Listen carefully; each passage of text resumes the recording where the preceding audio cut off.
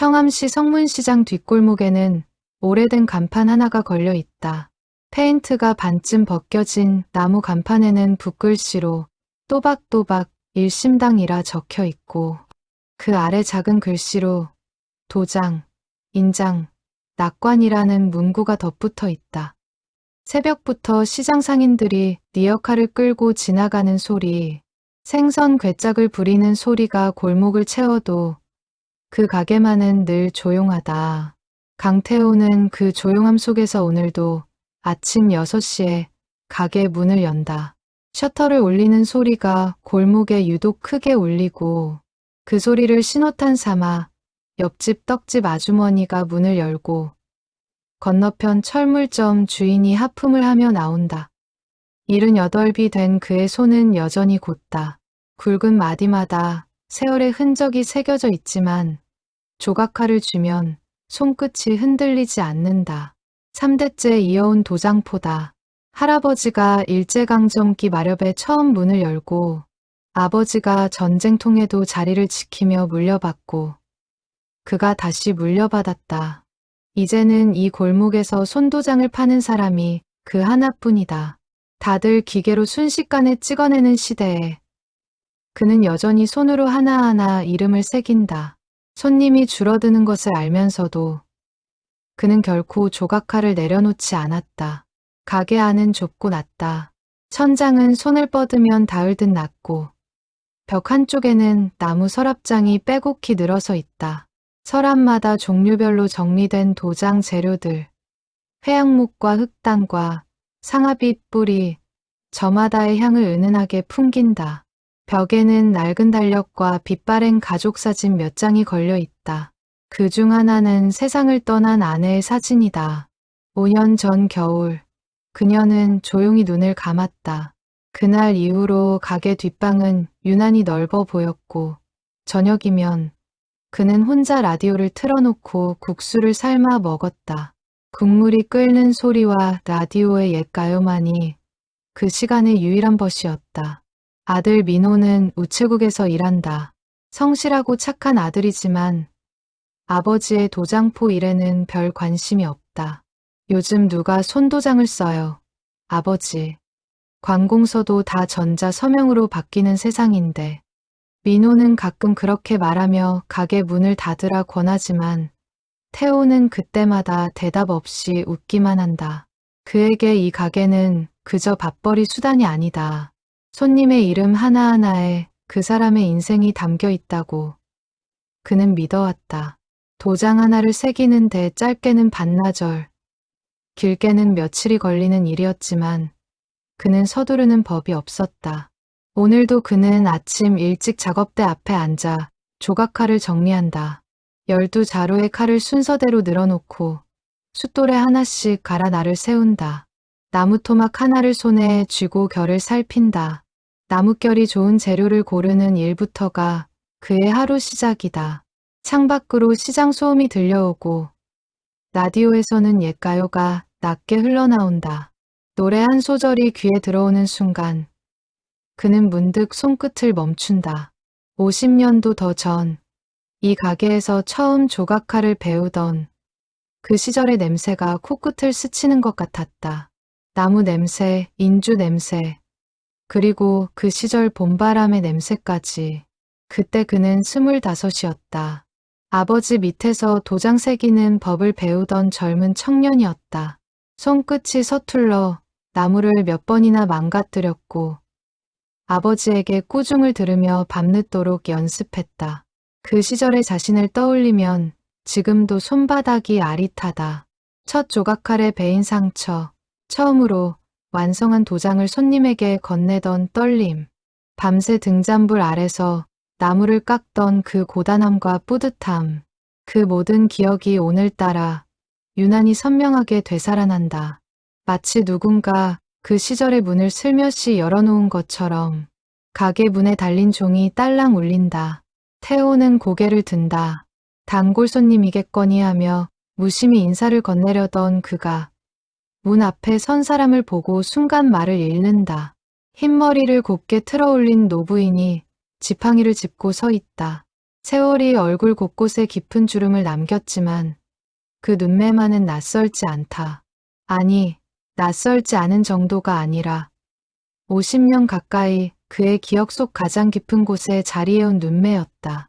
창으로 들어오는 아침 햇살이 그녀의 하얀 머리카락 위로 부드럽게 내려앉았다. 여기가 예전에 강씨 아저씨 도장포 맞나요?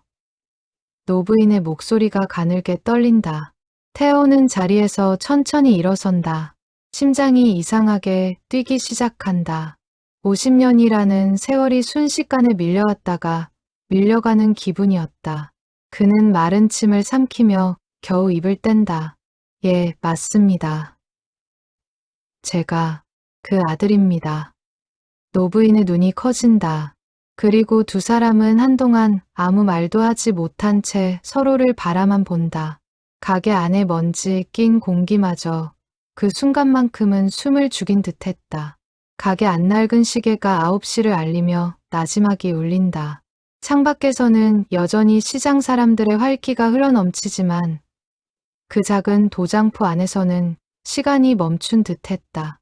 태호는 눈앞의 노부인에게서 50년 전 23살 처녀의 얼굴을 겹쳐본다. 이마의 선, 눈꼬리의 곡선, 말할 때 살짝 떨리는 입술의 모양까지. 세월이 많은 것을 바꾸어 놓았지만 그 사람의 본질까지 바꾸지는 못한 모양이었다. 그리고 그 이름을 아주 오랫동안 마음 한구석에 묻어두었던 그 이름을 조용히 떠올린다. 서윤이, 그녀였다.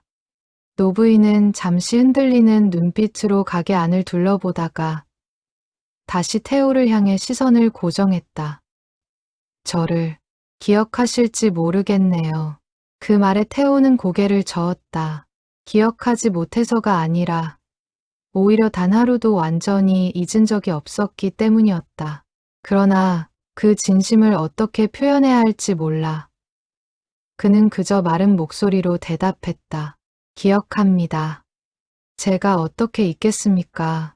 그 말을 뱉는 순간 50년 동안 굳게 닫혀있던 마음의 문이 아주 조금씩 열리기 시작하는 것을 그는 느꼈다. 두 사람은 어색하게 서로 눈을 피하다가 다시 마주 보기를 반복했다. 태호는 문득 정신을 차리고 그녀에게 자리를 권했다. 여기 앉으십시오. 차라도 한 잔 드릴까요? 그의 목소리는 여전히 떨리고 있었지만 손님을 대하는 오랜 습관이 그를 도와주었다. 윤희는 조심스럽게 낡은 나무 의자에 앉았다. 지팡이를 세워두는 그녀의 손끝이 미세하게 떨리는 것을 태호는 놓치지 않고 보았다. 그는 뒷방에서 보리차를 끓여내왔다. 찻잔을 그녀 앞에 내려놓으며 그는 문득 50년 전 그녀가 처음 가게에 들어서던 봄날을 떠올렸다. 그때도 지금처럼 그의 손은 미세하게 떨렸었다. 세월이 이렇게 많이 흘렀는데도 심장이 반응하는 방식은 조금도 변하지 않은 모양이었다. 그는 속으로 헛웃음을 지었다. 78, 노인의 가슴이 이렇게 뛸 수 있다는 사실이 스스로도 낯설었다. 갑자기 찾아와서 놀라셨죠.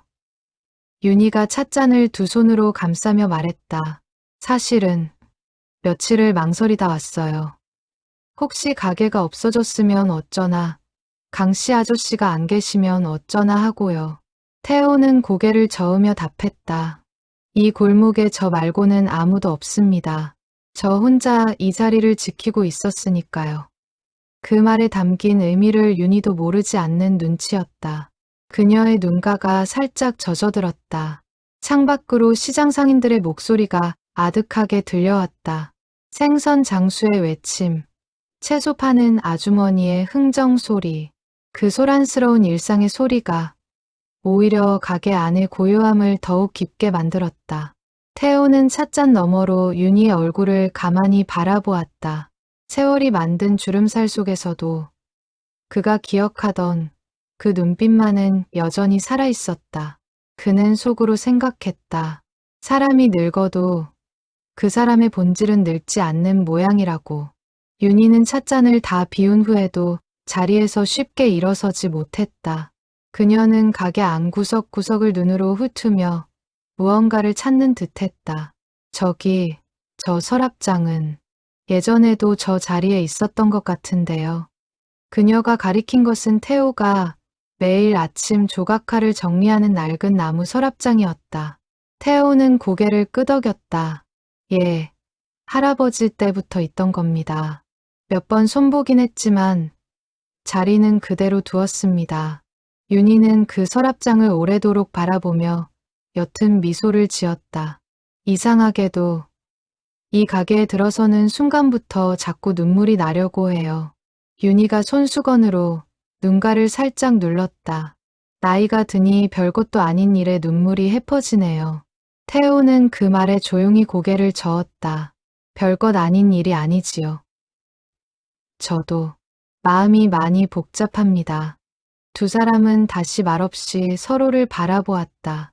창밖으로 스며드는 오전 햇살이 두 사람 사이의 어색함을 조금씩 녹여주는 듯했다. 잠시 후 윤희가 손목시계를 확인하며 아쉬운 듯 말했다. 오늘은 이만 가봐야 할 것 같아요. 딸아이가 병원 모시러 온다고 해서요. 태호는 아쉬움을 감추지 못한 채 물었다. 어디 편찮으신 데라도 있으십니까? 윤희는 손사래를 쳤다. 아니에요. 그냥 정기 검진이에요. 이 나이엔 다들 그렇죠. 그녀는 자리에서 일어나 지팡이를 짚었다. 태호도 함께 일어서며 조심스럽게 물었다. 혹시 괜찮으시다면 다시 뵐 수 있겠습니까? 윤희는 그 물음에 잠시 놀란 듯 했지만 이내 옅은 미소로 답했다. 저도 그러고 싶었어요. 1975년 봄, 성문시장 뒷골목은 지금보다 훨씬 좁고 소란스러웠다. 리어카가 다니는 흙길 옆으로 낮은 상점들이 줄지어 있었고 그중 하나가 태호 아버지의 도장포였다.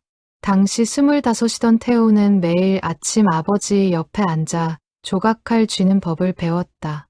손끝은 늘 상처투성이었고 나무를 망치는 날이 훨씬 많았다. 아버지는 말이 없는 사람이었다. 잘못 새긴 도장을 보면 그저 혀를 한번 차고 새 나무 토막을 말없이 건넬 뿐이었다. 그 침묵 속에서 태호는 인내와 정성을 배웠다. 그해 5월 어느 날 가게 문에 달린 종이 딸랑 울렸다. 고개를 든 태호의 눈에 낯선 처녀가 들어왔다. 하늘색 블라우스에 단정하게 따은 머리, 손에는 작은 손수건 꾸러미를 쥐고 있었다. 봄볕에 그을린 듯한 뺨과 또렷한 눈매가 유독 인상 깊었다.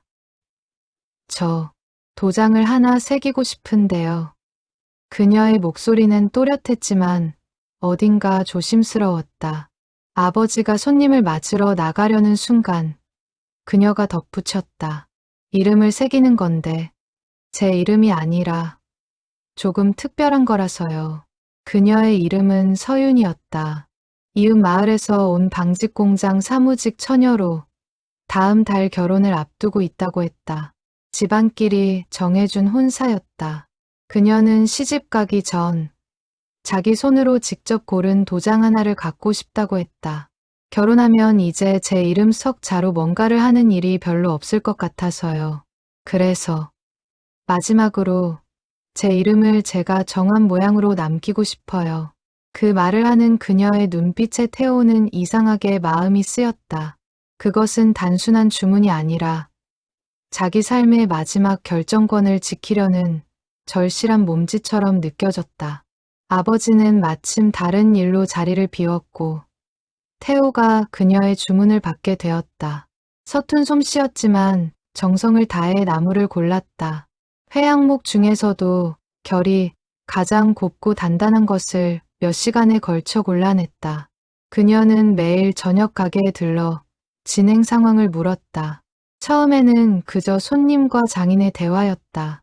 그러나 며칠이 지나면서 대화는 점점 길어졌다. 그녀는 방직 공장에서 있었던 소소한 이야기를 들려주었고 태호는 조각칼 다루는 법과 나무의 결에 관한 이야기를 했다. 별것 아닌 대화였지만 그 시간이 하루 중 가장 기다려지는 순간이 되어갔다. 어느 날 저녁, 가게 앞 평상에 나란히 앉아 그녀가 물었다. 장인님은 왜 도장 새기는 일을 하세요? 태호는 잠시 생각하다 답했다. 사람 이름 하나에 그 사람 인생이 담겨 있다고 아버지가 그러셨어요. 도장 하나 잘 새기면 그 사람 인생도 잘 풀린다고. 저는 그 말을 믿어보려고요. 그녀는 그 말을 듣고 오래도록 웃었다. 웃을 때 살짝 드러나는 덧니가 유독 그의 눈에 들어왔다. 저도 그렇게 믿고 싶어요. 이번 도장이 제 인생에 좋은 표식이 되었으면 좋겠어요. 평상 옆 화분에서 봉숭아꽃이 붉게 피어 있었다. 태호는 매일 밤 다른 손님 일을 마친 후에도 홀로 남아 그녀의 도장을 새겼다.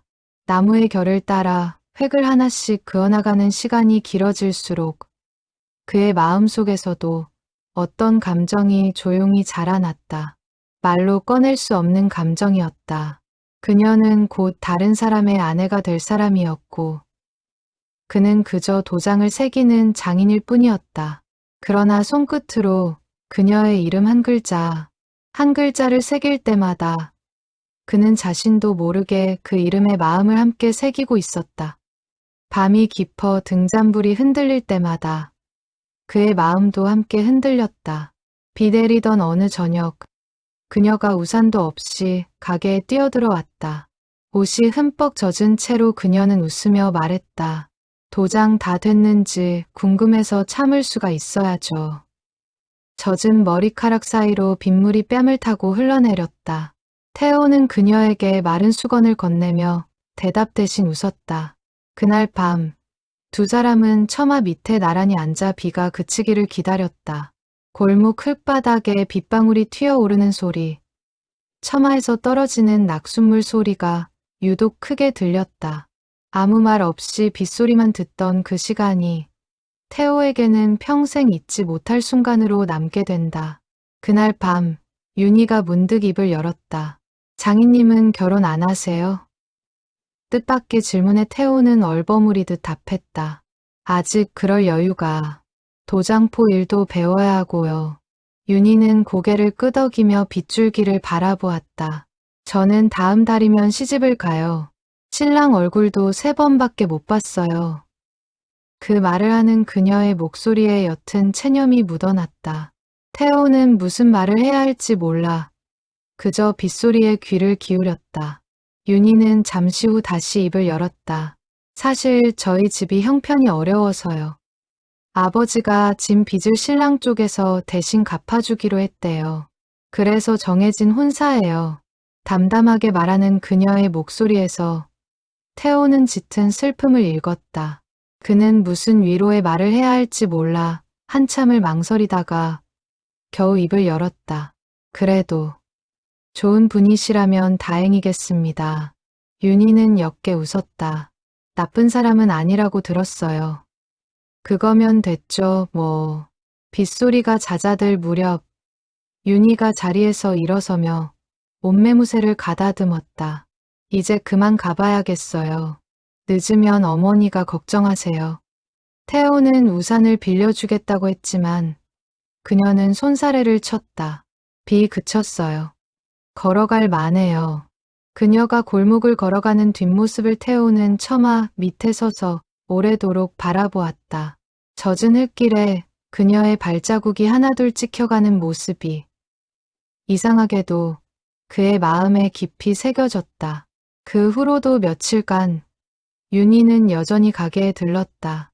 도장이 완성되어가는 것을 핑계 삼았지만 두 사람 모두 그것이 핑계에 지나지 않는다는 것을 알고 있었다. 태호는 일부러 작업 속도를 늦추기도 했다. 완성을 미루면 그녀와의 시간도 조금 더 늘어날 것 같았기 때문이다. 그러나 그런 자신의 마음을 깨달을 때마다 그는 스스로에게 죄책감을 느꼈다. 그녀는 곧 다른 사람의 아내가 될 사람이었다. 어느 날 저녁, 아버지가 우연히 두 사람이 나누는 대화를 목격했다. 아버지는 아무 말도 하지 않았지만 그날 밤 태호를 조용히 불러 앉혔다. 태호야, 그 처녀 말이다. 곧 시집갈 사람이야. 마음 주지 마라. 짧은 한마디였지만 태호는 그 말의 무게를 온몸으로 느꼈다. 그는 고개를 숙이며 대답했다. 예, 아버지.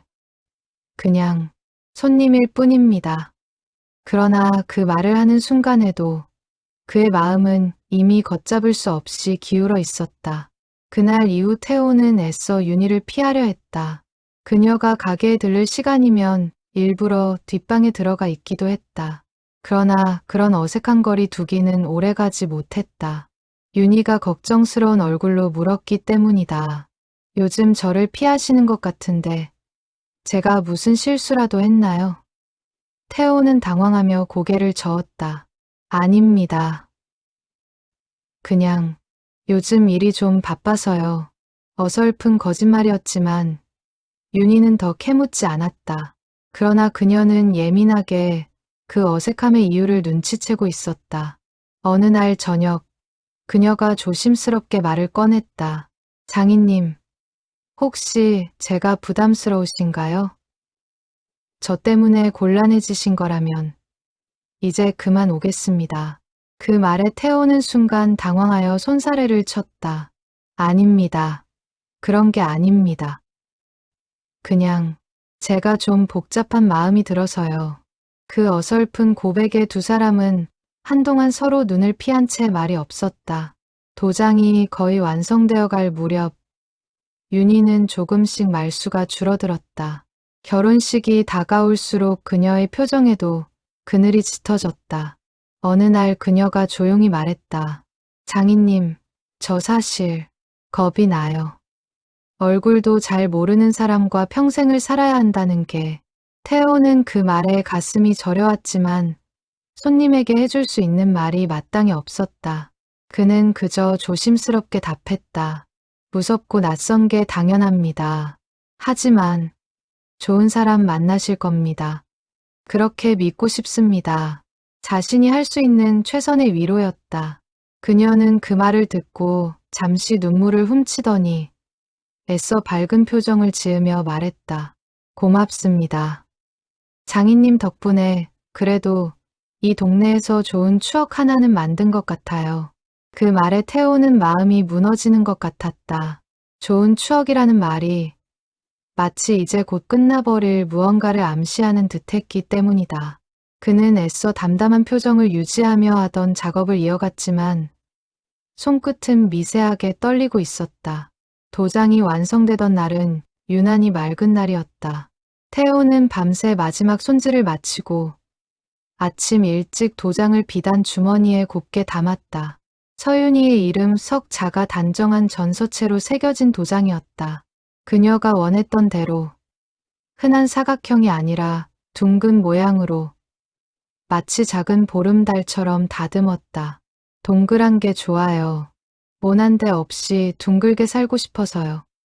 그녀가 처음 주문할 때 했던 말을 태호는 마지막까지 잊지 않았다. 도장의 옆면까지 매끄럽게 다듬느라 그는 손끝에 몇 번이나 물집이 잡혔다. 그녀는 오후 늦게 가게에 왔다. 결혼식이 사흘 앞으로 다가와 있었다. 태호가 도장을 건네자 그녀는 한참을 손바닥 위에 올려놓고 들여다보았다. 손끝으로 새겨진 글자를 하나하나 짚어가며 어루만졌다. 눈시울이 붉어졌지만 애써 웃으며 말했다. 정말 예쁘게 만들어주셨네요. 감사합니다. 태호는 아무 말도 할 수 없었다. 하고 싶은 말이 목구멍까지 차올랐지만 그 말을 꺼내는 순간 무언가 돌이킬 수 없는 일이 벌어질 것 같았다. 그는 그저 고개를 숙이며 말했다. 행복하게. 잘 사세요. 그녀가 가게를 나서기 전 잠시 문 앞에 멈춰 섰다. 등을 돌린 채로 그녀가 조용히 말했다. 장인님, 저 이 도장 볼 때마다 이 골목이랑 이 가게랑 오늘까지의 시간을 다 기억할 것 같아요. 태호는 그 말의 의미를 헤아리려 애썼지만 그녀는 더 이상 말을 잇지 않고 골목 저편으로 걸어갔다. 하늘색 저고리 자락이 바람에 흩날리는 뒷모습을 태호는 가게 문턱에 서서 오래도록 바라보았다. 그녀의 발소리가 골목 끝으로 사라질 때까지 그는 자리를 뜨지 못했다. 결혼식 전날 윤희는 마지막으로 가게에 들러 태호에게 작은 손수건을 건넸다. 자신이 직접 술을 놓은 것이라 했다. 감사했던 마음의 표시예요. 별건 아니지만 받아주세요. 태호는 그 손수건을 받아들며 차마 눈을 마주치지 못했다. 그것이 그녀에게서 받는 마지막 선물이 될 것이라는 예감이 들었기 때문이다. 그는 그 손수건을 평생 서랍 속 도장 옆에 함께 간직하게 된다. 그날 밤 태호는 나무 토막 하나를 새로 꺼내 들었다. 아무도 시키지 않은 일이었다. 그는 그녀의 이름을 다시 한번 새기기 시작했다. 이번에는 팔지 않을 도장이었다. 오직 자신만을 위한 마음속에 담아둘 기록이었다. 손끝이 떨려 몇 번이나 다시 시작해야 했지만 그는 끝내 마무리를 지었다. 완성된 도장을 서랍 깊숙한 곳에 넣어두며 그는 스스로에게 다짐했다. 이 감정은 여기서 끝내야 한다고. 그녀에게는 새로운 인생이 있고 자신은 그저 스쳐 지나가는 한 시절의 장인일 뿐이라고. 사흘 후 그녀의 결혼식이 열렸다. 태호는 가지 않았다. 대신 가게 문을 닫고 홀로 뒷산에 올라 하루를 보냈다.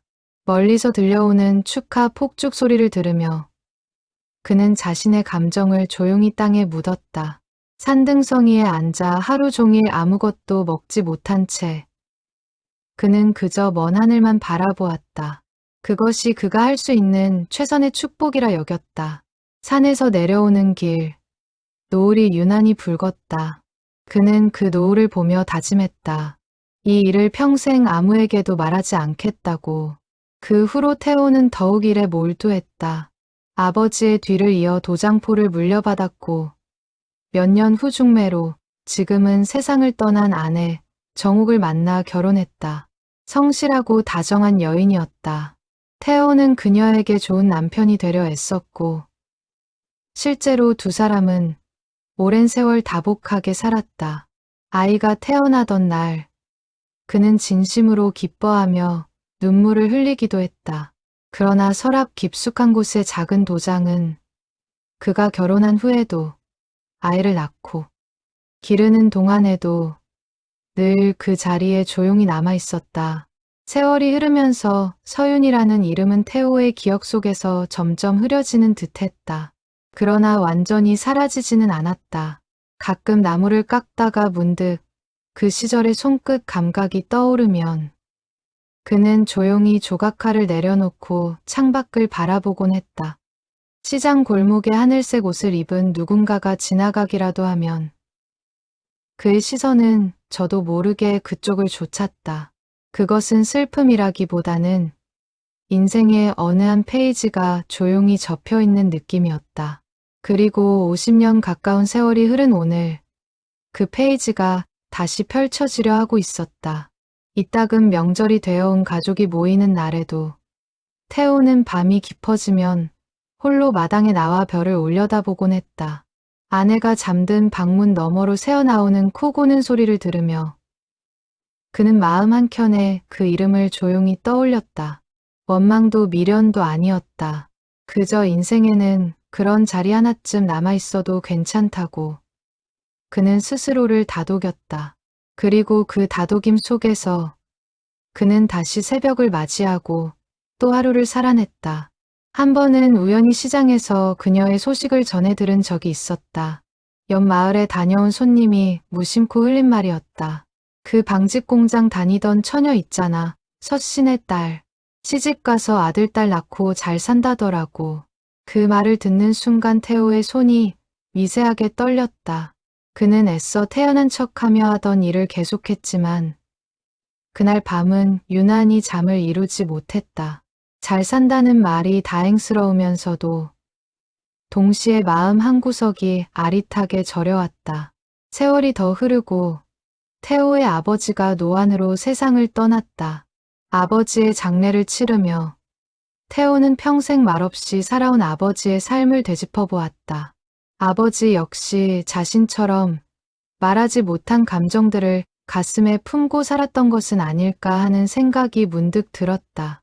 아버지가 남긴 낡은 조각칼 세트를 물려받으며 태호는 이 도장포와 함께 아버지의 침묵까지도 함께 물려받은 기분이었다. 가게를 완전히 물려받은 후 태호는 더욱 일에 매진했다. 손님이 뜸한 날에도 그는 늘 작업대를 지켰다. 나무를 다듬고 칼을 갈고 완성된 도장을 정리하는 그 반복적인 일상 속에서 그는 마음의 평정을 찾으려 애썼다.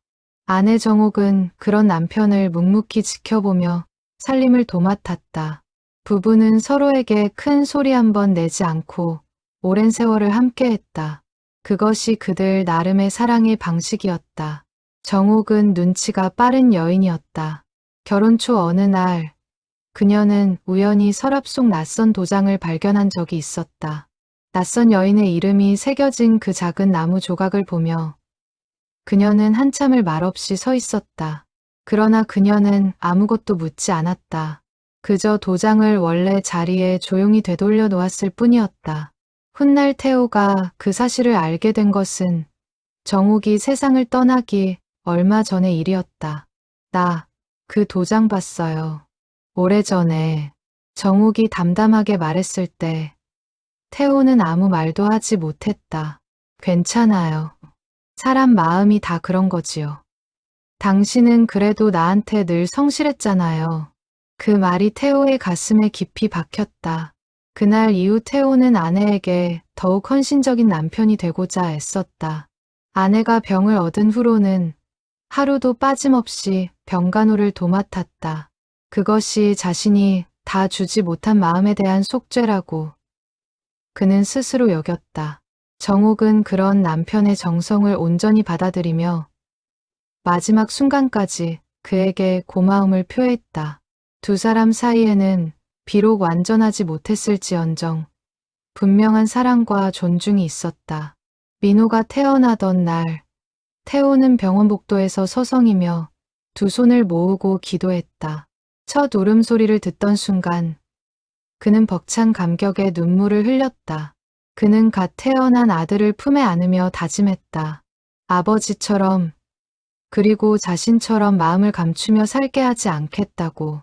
그러나 세월이 흐르며 그는 자신도 모르게 아버지의 방식을 그대로 답습하고 있었다. 감정을 겉으로 드러내지 않는 것이 어른스러움이라 여기며 살아온 세월이었다. 민호가 자라나는 동안 태호는 늘 무뚝뚝한 아버지였다. 칭찬에도 인색했고 애정 표현에도 서툴렀다. 그러나 그의 방식대로 그는 아들을 깊이 사랑했다. 다만 그 사랑을 표현하는 법을 제대로 배우지 못했을 뿐이었다. 훗날 민호가 자신의 결혼 생활에서 겪게 될 어려움의 뿌리가 어쩌면 이런 아버지의 모습에서 비롯되었을지도 모른다는 것을 태호는 오랜 세월이 지난 후에야 깨닫게 된다. 민호가 고등학생이 되던 해 성적이 떨어져 힘들어하던 시기가 있었다. 그때도 태호는 아들에게 따뜻한 위로의 말 한마디를 건네지 못했다. 그저 묵묵히 야식을 챙겨주는 것으로 마음을 대신했다. 민호는 훗날 그때를 회상하며 아버지가 무심한 것이 아니라 표현이 서툴렀을 뿐이라는 것을 이해하게 되었지만 그 시절에는 서운함이 컸었다. 이런 부자 간의 정서적 거리는 세월이 흘러도 완전히 좁혀지지 않은 채 이어져 왔다. 민호가 초등학교에 입학하던 날 태호는 가게 문을 반나절 닫고 아들의 손을 잡고 학교에 데려다 주었다. 교문 앞에서 아들이 불안한 얼굴로 뒤돌아볼 때 그는 그저 손을 흔들어 줄 뿐 살갑게 안아주지 못했다. 그날 밤 정옥이 조용히 말했다. 여보, 민호 좀 더 안아주고 그러세요. 애가 아빠한테 다가가고 싶어 해요. 태호는 고개를 끄덕였지만 다음 날에도 여전히 서투른 손길로 아들의 머리를 쓰다듬는 게 전부였다. 세월은 빠르게 흘렀다. 태호는 아버지의 도장포를 물려받아 30대, 40대를 온전히 가게에 바쳤다. 아내 정옥과의 사이에서 아들 민호를 낳았고 넉넉하지는 않아도 소박한 행복을 일구며 살았다. 시장 골목의 풍경도 여러 번 바뀌었다. 흙길이 아스팔트로 덮이고 리어카 대신 오토바이가 다니게 되었다. 옆집 대장간은 문을 닫고 편의점으로 바뀌었고 건너편 방앗간도 어느새 카페로 변했다. 그러나 일심당 간판만은 늘 그 자리에 그대로 걸려 있었다. 아내 정옥은 조용하고 헌신적인 사람이었다. 태호가 가끔 멍하니 창밖을 바라볼 때마다 무슨 생각을 하느냐 묻지 않았다. 그저 따뜻한 차 한 잔을 내밀 뿐이었다.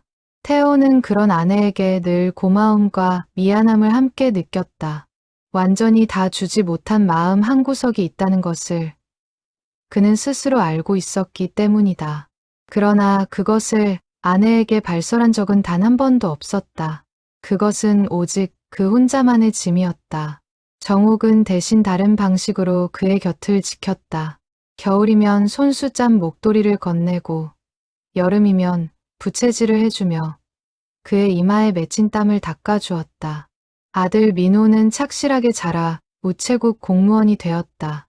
편지와 소포를 다루는 일이 아버지의 도장 새기는 일과 어딘가 닮아 있다고 태호는 종종 생각했다. 사람과 사람 사이를 이어주는 일이라는 점에서 그러했다. 민호는 결혼하여 손주까지 안겨주었고 태호의 노년은 겉으로 보기에 평온하고 안정적이었다. 명절이면 온 가족이 모여 웃음꽃을 피웠고 손주들은 할아버지의 무릎에 앉아 나무 냄새 나는 손을 만지작거리곤 했다. 그러나 그 평온함 속에서도 서랍 깊은 곳의 도장은 늘 그 자리에 있었다. 가끔 명절 무렵이면 온 가족이 모여 앉아 윷놀이를 하며 웃음꽃을 피우기도 했다. 그런 시끌벅적한 자리에서도 태호는 종종 조용히 창밖을 바라보는 순간이 있었다. 정옥은 그런 남편을 유심히 지켜보다가도 별다른 말을 하지 않았다. 그저 시간이 지나면 다시 가족들의 대화 속으로 돌아오는 남편을 묵묵히 기다려줄 뿐이었다. 그것이 그녀가 평생 남편에게 보여준 배려였다. 5년 전 겨울, 아내 정옥이 조용히 눈을 감았다. 오랜 지병 끝의 임종이었다. 병실 창밖으로 눈이 소복이 내리던 날이었다. 태호는 아내의 손을 마지막까지 붙잡고 있었다. 정옥은 눈을 감기 직전 희미하게 웃으며 말했다. 여보, 나는 당신이랑 살아서 참 좋았어요.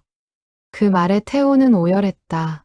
좋은 남편이 되려 애썼지만 완전하지 못했던 자신의 마음을 떠올리며 그는 아내에게 진심으로 미안하고 또 고마웠다. 장례를 치르는 사흘 내내 그는 눈물을 삼키며 문상객을 맞았다. 아내를 떠나보낸 후 태호의 하루는 더욱 단순해졌다. 아침에 가게를 열고 손님을 맞고 저녁에 문을 닫고 홀로 밥을 먹었다. 아들 내외가 가끔 찾아와 안부를 물었지만 태호는 늘 괜찮다며 웃어 보였다.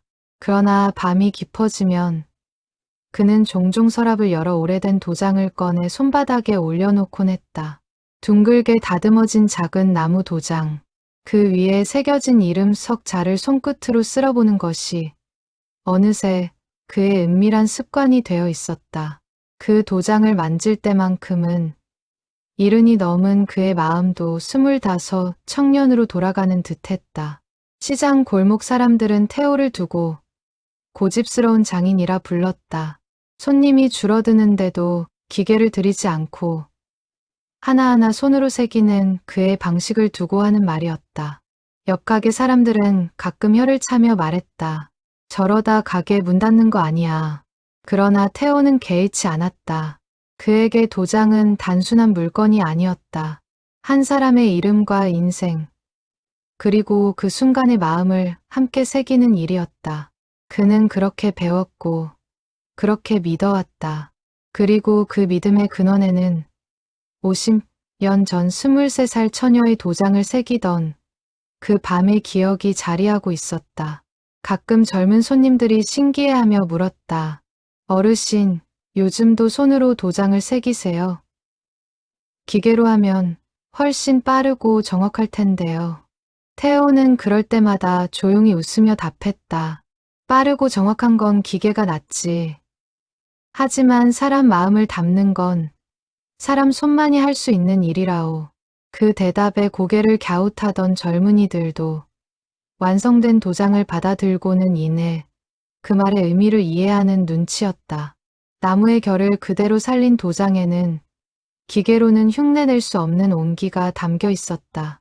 민호는 최근 들어 부쩍 아버지에게 가게를 정리하자고 권하고 있었다. 아버지 연세도 있으시고 요즘 손님도 별로 없잖아요. 이제 좀 쉬세요. 저희랑 같이 사시든가 아니면 요양시설이라도 알아볼까요?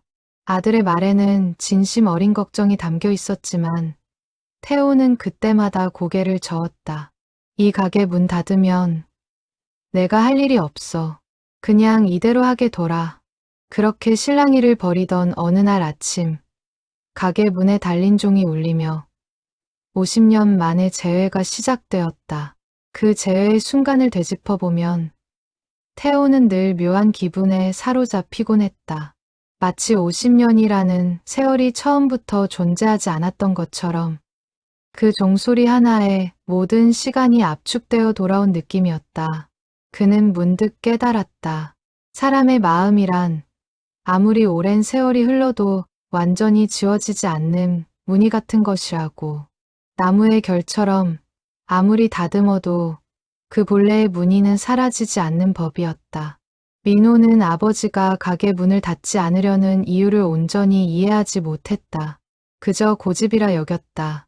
그러나 태호에게 그 가게는 단순한 일터가 아니었다.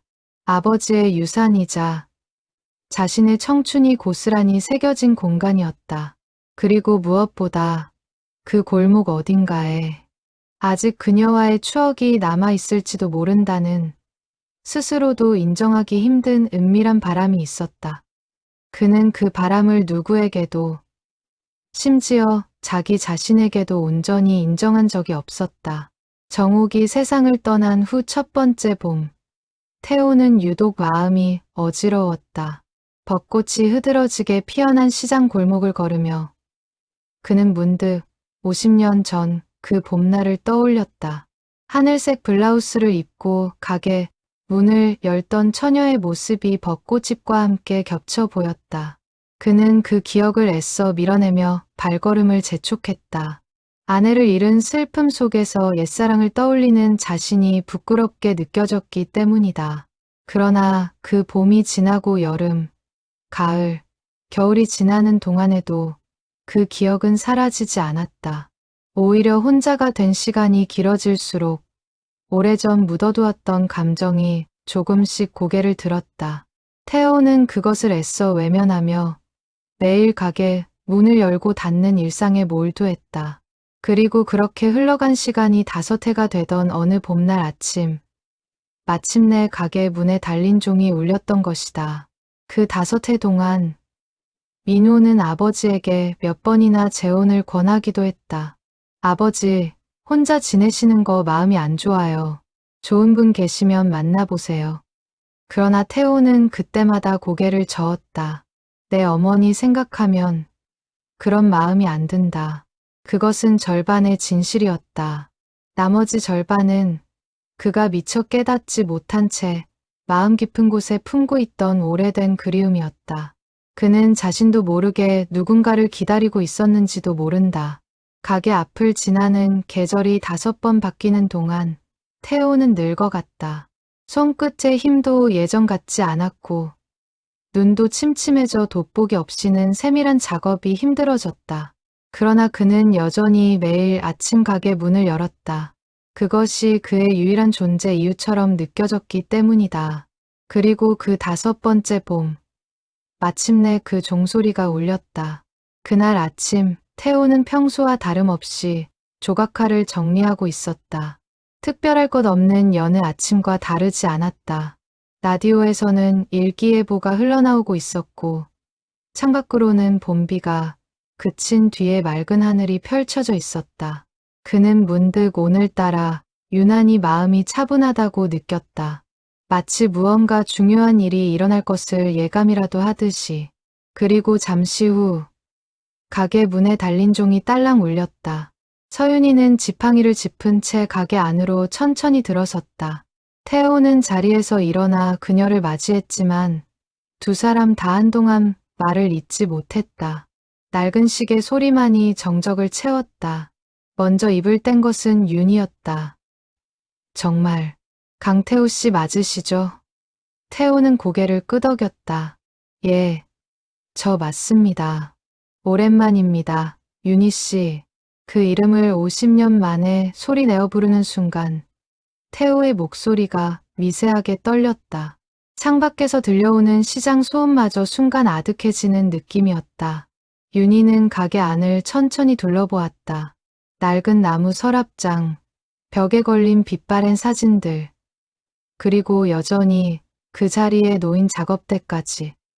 하나도 안 변했네요. 이 가게는. 그녀가 나지막이 말하며 웃었다.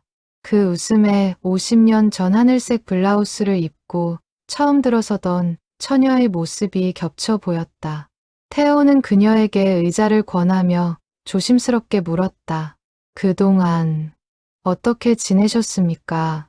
윤희는 잠시 눈을 내리깔았다가 천천히 입을 열었다. 남편은 2년 전에 먼저 갔어요. 오랫동안 아팠거든요. 그녀의 목소리에 담담함과 슬픔이 함께 묻어났다. 태호는 조용히 고개를 숙였다.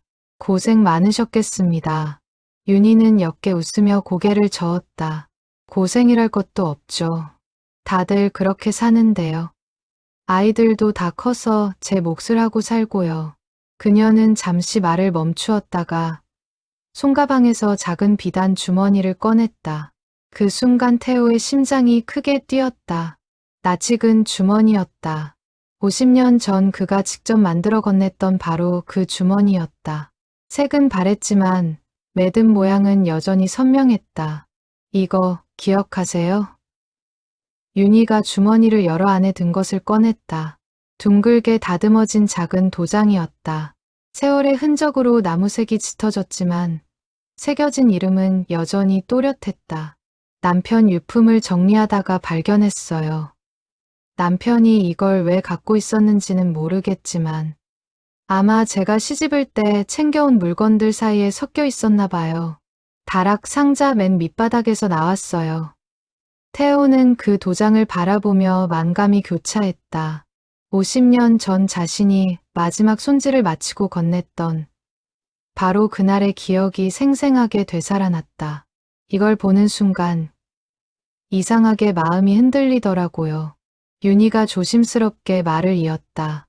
그때는 몰랐는데 지금 생각해보니 그때 제가 여기 자주 왔던 건 도장이 늦게 완성돼서가 아니었던 것 같아요. 그녀의 말에 태호는 숨을 죽였다. 저도 그랬습니다. 태호가 겨우 대답했다. 그때는 말씀드릴 수 없었지만 저도 윤희 씨가 오시는 시간을 늘 기다렸습니다. 해질녘이면 자꾸 골목 쪽을 내다보는 버릇이 생겼었죠. 두 사람 사이에 오랜 침묵이 흘렀다. 50년 동안 묻어두었던 진심이 이제야 서로에게 전해지고 있었다. 남편 3년상을 치르고 나니 문득 이 도장이 생각났어요. 그리고 이 골목이, 이 가게가 아직 있을까 궁금해졌고요. 윤희는 창밖 골목을 바라보며 말을 이었다. 여기까지 오는 길이 50년 전 그 길이랑 똑같더라고요. 시장도 골목도 다 그대로였어요. 버스에서 내려서 걸어오는데 자꾸 눈물이 나서 몇 번을 멈춰 섰는지 몰라요. 태호는 고개를 끄덕였다. 저도 이 자리를 떠난 적이 없습니다.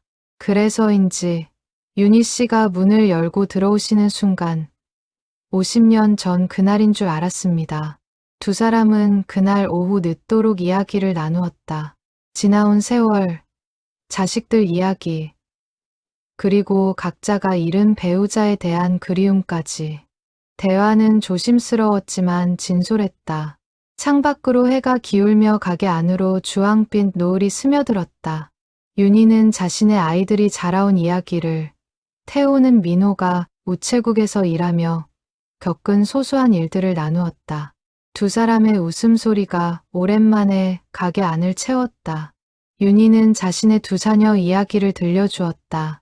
큰애는 은행에서 일하고 작은애는 교사예요. 둘 다 결혼해서 아이들도 있고요. 그녀의 목소리에는 자식들에 대한 자부심이 묻어났다. 태호도 손주들 이야기를 하며 오랜만에 환하게 웃었다. 제 손주 녀석은 이제 초등학교 들어갔는데 어찌나 개구쟁이인지 모릅니다. 두 사람은 서로의 삶에서 놓쳤던 50년의 이야기를 조금씩 채워나갔다. 마치 오래 떨어져 있던 오랜 친구가 다시 만난 것처럼 대화에는 막힘이 없었다. 해가 저물어갈 무렵 윤희가 자리에서 일어서며 말했다. 오늘은 이만 가볼게요. 그런데 다시 한번 와도 될까요? 태호는 망설임 없이 고개를 끄덕였다. 언제든지요. 그녀가 골목을 걸어 나가는 뒷모습을 태호는 50년 전 그날처럼 문턱에 서서 오래도록 바라보았다. 지팡이를 짚은 걸음이 예전처럼 가볍지는 않았지만 그 뒷모습에서 태호는 여전히 하늘색 블라우스를 입은 23살 처녀의 잔상을 보고 있었다. 그날 저녁 태호는 홀로 가게에 앉아 오래도록 생각에 잠겼다.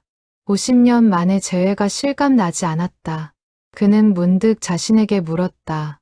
이 감정이 단순한 그리움인지 아니면 다른 무엇인지.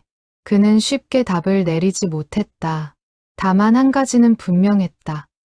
그녀가 다시 가게의 문을 열고 들어와 주기를 그는 진심으로 바라고 있었다. 그것은 50년 전과 조금도 다르지 않은 마음이었다. 민호는 그날 저녁 아버지에게 전화를 걸었다.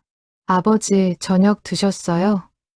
평소와 다름없는 안부 인사였지만 태호의 목소리에서 미묘한 떨림을 느낀 민호가 물었다. 무슨 좋은 일 있으세요? 목소리가 밝으신데요. 태호는 잠시 망설이다가 얼버무렸다. 아니다, 그냥 오늘 옛날 생각이 좀 나서 그렇다.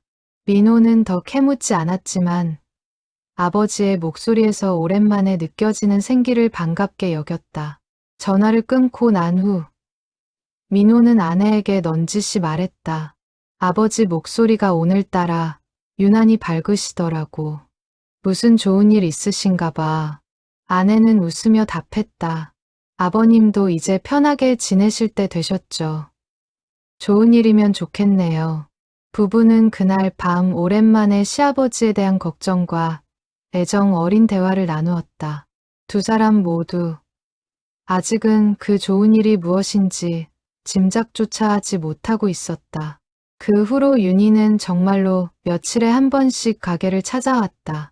때로는 시장에서 산과일을 조금 들고 오기도 했고, 때로는 그저 차 한 잔을 마시러 들르기도 했다.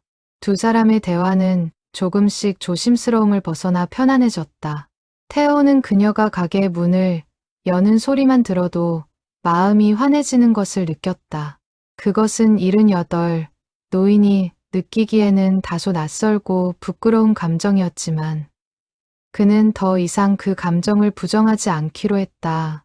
두 사람은 서로의 지난 세월에 대해 조금씩 더 깊이 이야기를 나누기 시작했다. 윤희는 자신의 결혼 생활이 겉으로는 평온했지만 속으로는 늘 채워지지 않는 무언가가 있었다고 고백했다. 남편은 좋은 사람이었지만 저는 그에게 제 마음을 온전히 다 준 적이 없었던 것 같아요. 늘 어딘가 한 구석을 남겨두고 살았어요. 태호는 그 말에 깊이 공감했다. 저도 그랬습니다. 아내에게 늘 미안한 마음이 있었던 것도 그 때문이었을 겁니다. 어느 날 오후 두 사람은 가게 앞 평상에 나란히 앉아 차를 마셨다. 50년 전 그날처럼 봉숭아꽃이 피어있는 화분이 곁에 놓여 있었다. 윤희가 문득 물었다. 그때 그 도장, 왜 그렇게 정성을 들이셨어요? 태호는 잠시 머뭇거리다 솔직하게 답했다. 완성을 미루고 싶었습니다. 그러면 윤희 씨가 조금이라도 더 오래 가게에 들르실 테니까요. 그 고백에 윤희의 눈이 커졌다가 이내 부드럽게 웃음이 번졌다. 저도 사실 도장이 다 됐다는 걸 알면서도 몇 번이나 더 여쭈러 왔었어요. 두 사람은 그렇게 서로의 마음속에 숨겨두었던 50년 전의 진심을 하나씩 꺼내어 나누었다. 말하지 못했던 순간들, 눈치채지 못한 척했던 감정들이 이제야 서로에게 온전히 전해지고 있었다. 윤희가 문득 웃으며 말했다. 우리 참 바보 같았네요. 그때 서로 마음을 알았다면 어땠을까요? 태호도 따라 웃으며 답했다. 그러게 말입니다. 하지만 그때 알았다면 지금 이 순간의 소중함은 몰랐을지도 모르지요. 그날 이후 윤희는 며칠에 한 번씩 가게에 들르기 시작했다. 처음에는 짧은 안부 인사였지만 시간이 지날수록 대화는 점점 깊어졌다. 어느 날 윤희는 차를 마시다 조심스럽게 지난 세월의 이야기를 꺼냈다. 결혼 생활이 나쁘지는 않았어요. 남편은 성실한 사람이었고 저를 아껴줬어요. 그녀는 잠시 말을 멈추었다가 덧붙였다. 그런데 가끔, 아주 가끔은 이 도장을 볼 때마다 궁금했어요. 그때 제가 다른 선택을 했다면 어땠을까 하고요. 그녀의 손끝이 찻잔 테두리를 조용히 매만졌다.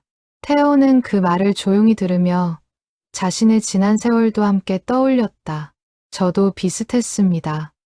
아내는 좋은 사람이었고 저는 최선을 다해 좋은 남편이 되려 했습니다.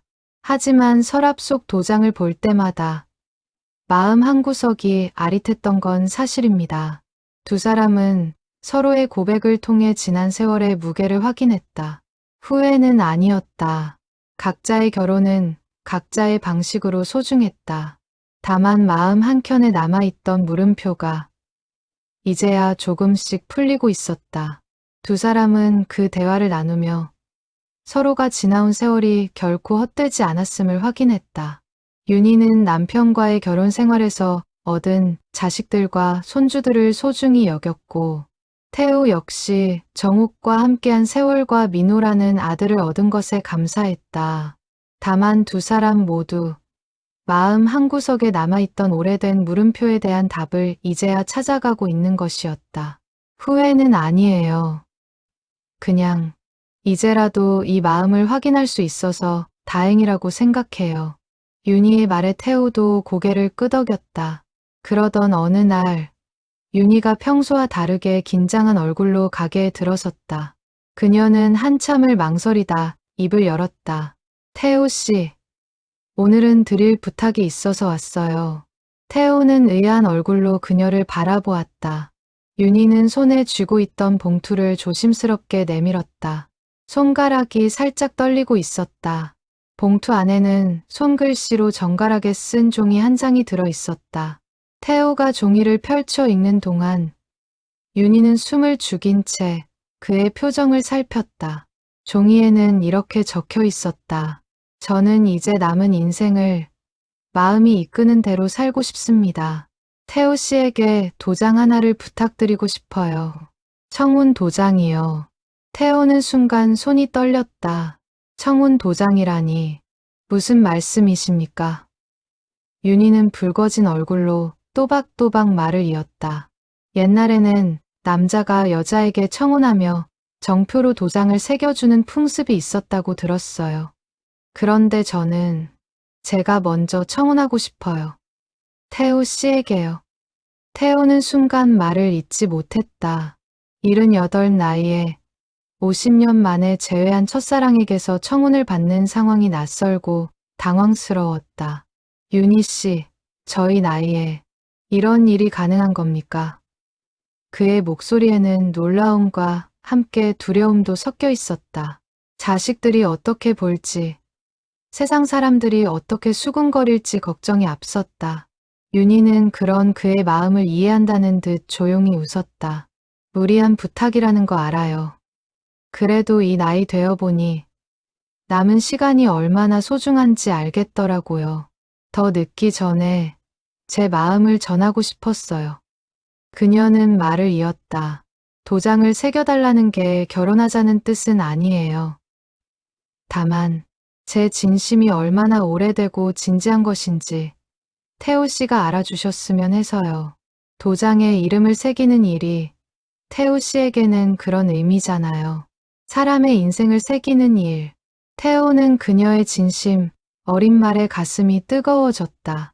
그러나 동시에 오랜 세월 지켜온 체면과 자식들 눈치, 세상의 시선이 그의 마음을 무겁게 짓눌렀다. 그는 창밖을 바라보며 깊은 한숨을 내쉬었다. 생각할 시간을 좀 주시겠습니까? 태호가 겨우 그렇게 대답하자 윤희는 고개를 끄덕이며 자리에서 일어섰다. 그녀는 잠시 그의 얼굴을 바라보다가 다시 입을 열었다. 제가 너무 성급했나요? 50년이나 지났는데 갑자기 이런 부탁을 드리는 게 이상하게 느껴지실 수도 있겠어요. 태호는 고개를 저으며 답했다. 이상하지 않습니다. 다만 제 마음을 정리할 시간이 필요할 뿐입니다. 천천히 생각해 보세요. 저는 어디 안 가고 이 도시에 계속 있을 거예요. 그녀가 가게 문을 나서기 전 잠시 돌아보며 덧붙였다. 그리고 태호 씨, 이건 부담을 드리려는 게 아니에요. 그냥 제 마음이 그렇다는 걸 알아주셨으면 했어요. 그 말을 남기고 그녀는 골목 저편으로 사라졌다. 태호는 그녀가 건넨 편지를 다시 한번 천천히 읽어보았다. 정갈한 글씨체 하나하나에서 그녀가 이 말을 꺼내기까지 얼마나 오랜 시간 고민했을지가 고스란히 전해졌다. 그는 문득 50년 전 자신이 느꼈던 두려움을 떠올렸다. 그때는 신분과 상황이 두려움의 이유였다. 지금 그녀가 느꼈을 두려움은 아마도 거절당할지도 모른다는 두려움. 그리고 세상의 시선에 대한 두려움이었을 것이다. 그럼에도 그녀는 용기를 냈다. 그 용기 앞에서 그는 자신이 부끄러워졌다. 그녀가 떠난 후 태호는 홀로 가게에 남아 오래도록 생각에 잠겼다. 50년 전에는 신분과 상황이 그의 입을 막았다. 이제는 나이와 체면이 그의 발목을 잡고 있었다. 그는 문득 자신에게 물었다. 이번에도 또 침묵으로 이 마음을 묻어야 하는가. 창밖으로 어둠이 내려앉는 동안 그는 서랍 속 오래된 도장을 꺼내 손바닥 위에 올려놓고 오래도록 바라보았다. 그 작은 나무 조각 위에 50년의 세월과 오늘의 물음이 함께 얹혀있는 듯했다. 그날 밤 태호는 쉽게 잠들지 못했다. 이불 속에서 뒤척이며 그는 자신의 인생을 처음부터 다시 되짚어 보았다. 아버지의 침묵, 자신의 침묵, 그리고 그 침묵 속에서 놓쳐버린 수많은 순간들. 그는 문득 두려워졌다. 만약 이번에도 침묵을 선택한다면 남은 인생 동안 또 얼마나 많은 밤을 후회로 지새울 것인가. 새벽녘이 되어서야 그는 겨우 얕은 잠에 들었다. 다음 날 아침, 태호는 평소보다 늦게 가게 문을 열었다. 거울 앞에 서서 자신의 얼굴을 오래도록 들여다보았다. 주름진 얼굴 속에서 그는 문득 50년 전 25 청년의 눈빛을 발견했다. 그 눈빛은 여전히 살아있었다. 다만 용기를 내는 법을 잊고 있었을 뿐이었다. 그는 세수를 하고 옷을 갈아입으며 마음속으로 조금씩 결심을 다져갔다.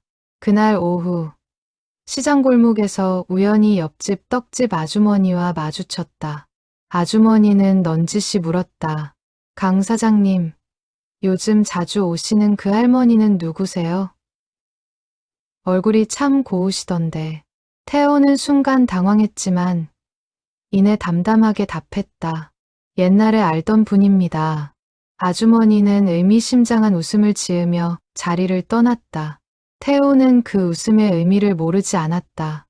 이미 골목 사람들 사이에서 조금씩 소문이 돌기 시작한 모양이었다.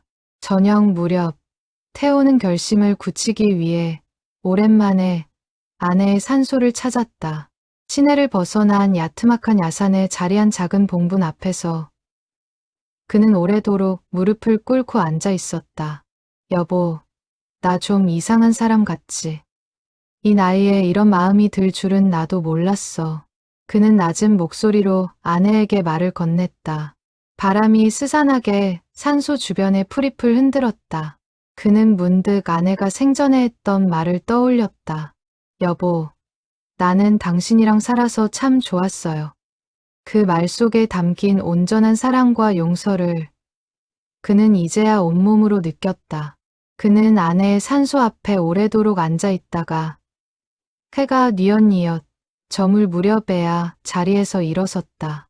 산을 내려오는 발걸음이 이상하게도 가벼웠다. 마치 아내가 그의 등을 떠밀어주는 듯한 기분이었다. 그는 마음속으로 다짐했다. 이제는 더 이상 망설이지 않겠다고. 아들과 상의하여 이 마음을 정직하게 전할 방법을 찾아보겠다고. 산길을 내려오며 그는 문득 하늘을 올려다보았다. 노을이 온 산을 붉게 물들이고 있었다. 그는 그 노을을 바라보며 50년 전 같은 자리에서 보았던 노을을 떠올렸다. 그때는 체념과 슬픔의 노을이었다면 지금 이 노을은 새로운 시작을 알리는 빛깔처럼 느껴졌다.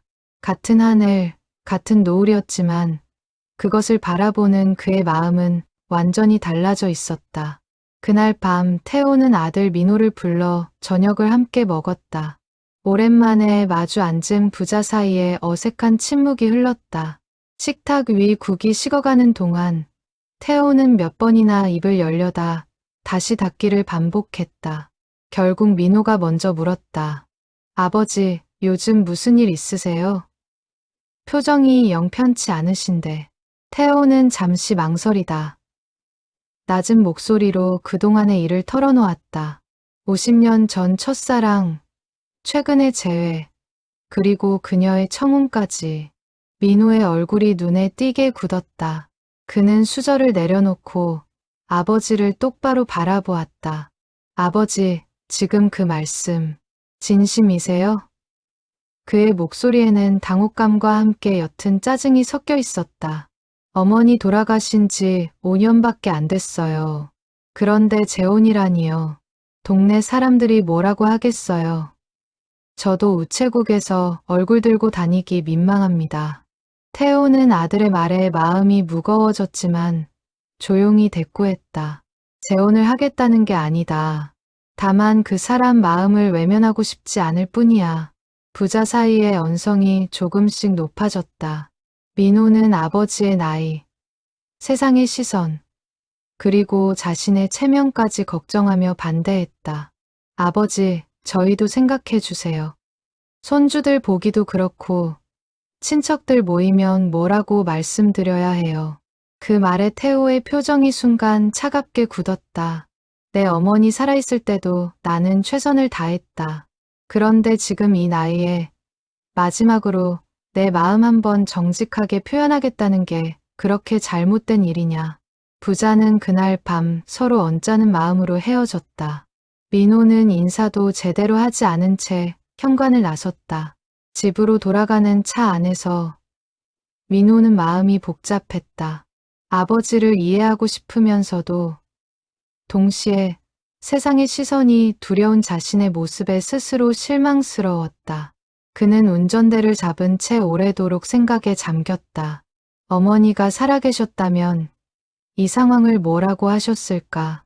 문득 그는 어머니가 생전에 아버지를 대하던 모습을 떠올렸다. 늘 조용히, 그러나 깊이 아버지를 이해하고 지지하던 모습이었다. 자신은 그런 어머니의 마음을 절반도 담지 못한 것 같아 부끄러워졌다.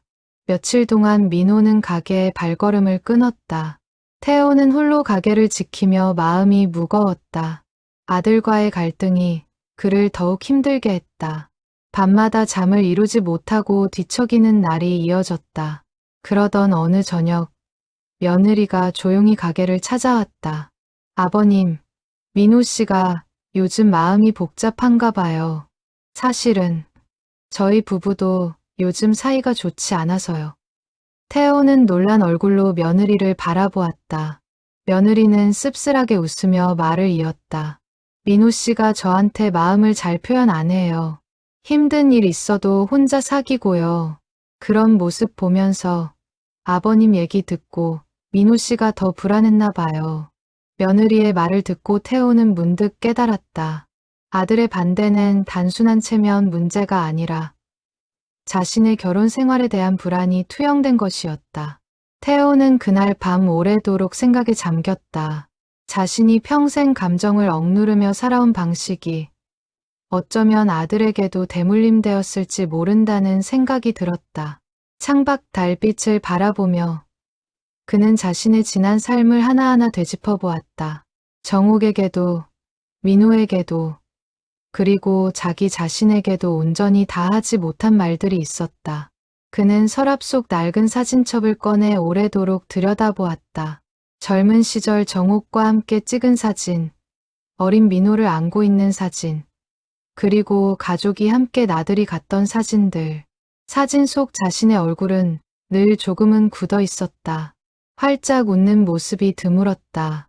그는 그것이 자신의 성격이라 여기며 살아왔지만 이제 와 돌이켜보니 그것은 단지 감정을 표현하는 법을 몰랐던 것뿐이었다. 사진첩을 덮으며 그는 이제라도 달라지고 싶다는 마음을 굳혔다. 그는 다음 날 아침 민호에게 전화를 걸었다. 오늘 저녁에 가게로 와라. 할 얘기가 있다. 저녁, 민호가 가게에 들어섰다. 태호는 아들을 안치고 조심스럽게 입을 열었다. 민호야, 내가 내 어머니와 사는 동안 늘 좋은 남편이려고 애썼다. 그건 진심이었다. 하지만 솔직히 말하면 마음 한구석에 다 못 준 무언가가 있었어. 그게 늘 미안했다. 태호는 처음으로 아들에게 자신의 지난 세월을 솔직히 털어놓았다. 감정을 억누르며 살아온 자신의 모습이 아들에게 좋은 본보기는 아니었을지도 모른다고. 내가 아내에게 마음을 잘 표현 못하는 것도 어쩌면 내가 그렇게 살아온 걸 보고 배운 걸지도 모르겠다. 태호의 말에 민호는 한참을 말없이 앉아 있었다. 그의 눈시울이 붉어졌다. 그리고 낮은 목소리로 대답했다. 아버지, 저도 사실 요즘 힘들었어요. 아내한테 뭘 어떻게 말해야 할지 모르겠고요. 아버지처럼 그냥 참고 넘기는 게 맞는 건 줄 알았어요. 부자는 그날 밤 오래도록 이야기를 나누었다. 세대를 넘어 대물림된 감정의 억눌림에 대해, 그리고 이제라도 마음을 정직하게 표현하는 일의 소중함에 대해. 민호는 자신의 결혼 생활을 하나씩 털어놓았다. 요즘 아내가 저한테 서운한 게 많은가 봐요. 근데 저는 그냥 별일 아니라고 넘기기만 했어요. 태호는 아들의 이야기를 들으며 자신의 지난 세월을 함께 되짚었다. 내 엄마도 나한테 그런 서운함이 있었을 거다. 그런데 나는 늘 모르는 척하거나 그냥 넘어가려고만 했지. 지금 생각하면 그게 얼마나 미안한 일인지 모른다. 가게 창밖으로 늦은 밤 시장 골목의 가로등이 희미하게 빛나고 있었다. 부자는 식어버린 차를 앞에 두고 오랜만에 서로의 진심을 나누었다. 민호는 문득 아버지의 손을 바라보았다. 평생 조각칼을 쥐어온 그 투박한 손이 오늘따라 유독 애틋하게 느껴졌다. 아버지, 죄송해요. 제가 너무 제 입장만 생각했어요. 그 말에 태호는 아들의 어깨를 가만히 두드려 주었다. 괜찮다. 내가 걱정하는 것도 이해한다. 나도 처음엔 두려웠으니까. 태호가 나지막이 말했다. 민호는 고개를 끄덕이며 찻잔을 매만졌다. 아버지, 근데 궁금한 게 있어요. 50년 전에는 왜 그때 마음을 전하지 못하셨어요? 태호는 잠시 눈을 감았다가 대답했다. 그때는 내가 너무 어렸고 겁이 많았다. 그 사람 앞길을 막을 자격이 없다고 생각했어. 하지만 지금 돌이켜보면 그건 핑계였을지도 몰라. 그냥 용기가 없었던 거지. 민호는 아버지의 고백에 마음이 복잡해졌다. 평생 흔들림 없어 보였던 아버지에게도 이런 후회가 있었다는 사실이 낯설게 느껴졌다. 아버지도 그런 후회를 하고 사셨군요. 태호는 씁쓸하게 웃었다. 사람은 누구나 후회를 안고 산다. 다만 그 후회를 되풀이하지 않으려 애쓸 뿐이야. 그 말이 민호의 가슴 깊이 박혔다. 그는 문득 자신의 결혼 생활을 떠올리며 아버지와 같은 후회를 반복하고 싶지 않다는 생각이 들었다. 두 사람은 자정이 가까워서야 자리에서 일어섰다. 가게 문을 나서며 민호가 말했다. 아버지, 내일 다시 올게요. 그리고 응원할게요. 아버지 마음. 태호는 아들의 그 말에 눈시울이 붉어졌다. 50년 전에는 상상도 못했던 지지였다. 그는 홀로 남은 가게에서 오래도록 불을 끄지 못한 채 아들의 뒷모습이 사라진 골목 어귀를 바라보았다. 그날 밤 늦게 며느리에게서 문자 메시지가 왔다. 아버님, 민호 씨가 집에 와서 다 얘기해줬어요. 저도 응원할게요. 그리고 아버님, 늦었지만 어머님 목까지 행복하세요. 짧은 문장이었지만 태호는 그 메시지를 몇 번이고 다시 읽었다. 화면 속 글자가 흐릿해질 때까지. 그는 오래도록 눈시울을 붉혔다. 가족의 지지가 이렇게 큰 힘이 될 줄은 미처 몰랐다. 다음 날 아침, 태호는 평소보다 일찍 눈을 떴다. 창밖으로 스며드는 새벽빛이 유난히 맑았다. 그는 오랜만에 개운한 기분으로 몸을 일으켰다. 어젯밤 아들과 나눈 대화가 마음속 오랜 응어리 하나를 풀어준 듯했다. 그는 가게로 향하는 길, 문득 걸음을 멈추고 하늘을 올려다보았다. 이제 정말로 무언가가 시작되려 하고 있었다. 민호는 그날 밤 집으로 돌아가는 길, 아버지의 말을 곱씹었다. 감정을 억누르며 사는 것이 어른스러운 것이라 여겨왔던 자신의 태도를 돌아보게 되었다. 그는 집에 들어서자마자 아내에게 다가가 조심스럽게 말을 건넸다. 여보, 요즘 나 때문에 많이 답답했지. 미안해. 나도 아버지처럼 될까봐. 그게 무서웠나 봐. 아내는 놀란 얼굴로 남편을 바라보다가 이내 눈시울을 붉히며 그의 손을 잡았다. 그날 밤 부부는 오랜만에 깊은 대화를 나누었다. 그동안 쌓아왔던 서운함과 오해가 하나둘 풀려나갔다. 며칠 후 민호는 다시 아버지의 가게를 찾았다. 이번에는 표정이 한결 편안해 보였다. 가게 문을 열고 들어서는 아들의 얼굴에서 태우는 옅은 안도감을 느꼈다. 아버지, 곰곰이 생각해봤어요. 사실 제가 반대했던 건 세상 눈치보다도 아버지가 상처받으실까봐 걱정돼서였어요. 그런데 이제 보니 아버지 마음이 이미 정해져 있으신 것 같아요. 태호는 아들의 말에 조용히 고개를 끄덕였다. 고맙다, 민호야. 내가 이렇게 이해해주니 마음이 한결 가볍구나. 민호는 잠시 머뭇거리다 덧붙였다. 그런데 아버지, 궁금한 게 있어요. 그분한테 청혼 도장을 만들어 드리실 거예요? 아니면 아버지가 직접 청혼하실 거예요? 태호는 그 질문에 오래도록 생각에 잠겼다. 사실 그는 아직 결정을 내리지 못한 상태였다.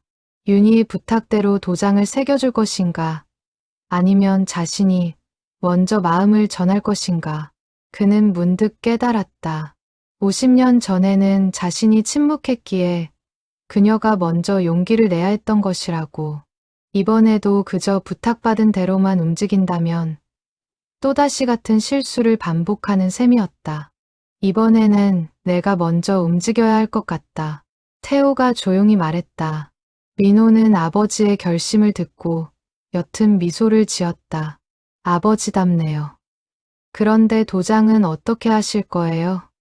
태호는 잠시 눈을 감았다가 대답했다. 그 사람이 부탁한 청혼 도장. 내가 만들 거다. 하지만 그건 그 사람이 나한테 주는 게 아니라 내가 그 사람한테 주는 도장이 될 거야. 민호는 아버지의 말뜻을 이해하고 고개를 끄덕였다.